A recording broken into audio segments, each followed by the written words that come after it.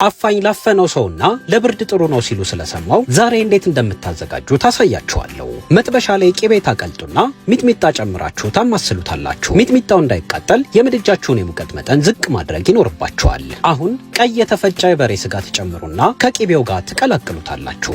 እርስ በርሱ ከተጣበቀባችሁ በማማሲያው በደንብ አርጋችሁ በትኑት። ስጋው ሙሉ ለሙሉ ተጠብሶ ቀለሙን ከቀየረ በኋላ የማጣፈጫ ቅመሞች ታስገባላችሁ። እኔ ሮዝመሪ፣ ኮረሪማ፣ ከሙንና ጥቁር ቁንዶ በርበሬ ተጠቅሜያለሁ። የቅመሞቹ አዘገጃጀት እዚሁ ገጻችን ላይ ይገኛል። ቅመሞቹን ጨምራችሁ ከስጋው ጋር በደንብ ከቀላቀላችሁት በኋላ ደቆ የተከተፈ ነጭ ሽንኩርትና ዝንጅብል ትጨምራላችሁ። የአፋኙ መጣፈጥ ዋነኛ ሚስጥር ዝንጅብልና ነጭ ሽንኩርቱ ስለሆነ ብትጨምሩበት እመክራችኋለሁ። አሁን አንድ የሾርባ ማንኪያ አዋዜ ከላይ ታደርጋላችሁ። አዋዜ ከሌላችሁ ሚጥሚጣ በቂቤ በጥብጣችሁ መጨመር ትችላላችሁ። አዋዜ አዘጋጅታችሁ መጨመር ከፈለጋችሁ ደግሞ ገጻችን ላይ በ3 አይነት መንገድ ታገኙታላችሁ። አሁን ከላይ ጨው ትጨምሩና ትንሽ ለስለስ እንዲልላችሁ የቀለጠ ቂቤ ታፈሱበታላችሁ። የምናዘጋጀው አፋኝ ትንሽ እንዲያቃጥል የሚጥሚጣ ቃሪያ ከነፍሬው ከትፈን እንጨምርበታለን። አሁን አፋኙን አሳምረን እናቀርባለን። ሰፋ ያለ ትሪ ላይ 2 እንጀራ ትዘረጋላችሁ። ስጋው መቀዝቀዝ ስለሌለበት ቶሎ ትገለብጡትና በእንጀራው በደንብ ታፍኑታላችሁ። አፋኙን በጣም መጥበስ ካልፈለጋችሁ በምትፈልጉት ይዘት ጠብሳችሁ ልክ ምስሉ ላይ በምትመለከቱት መሰረት ማቅረብ ትችላላችሁ።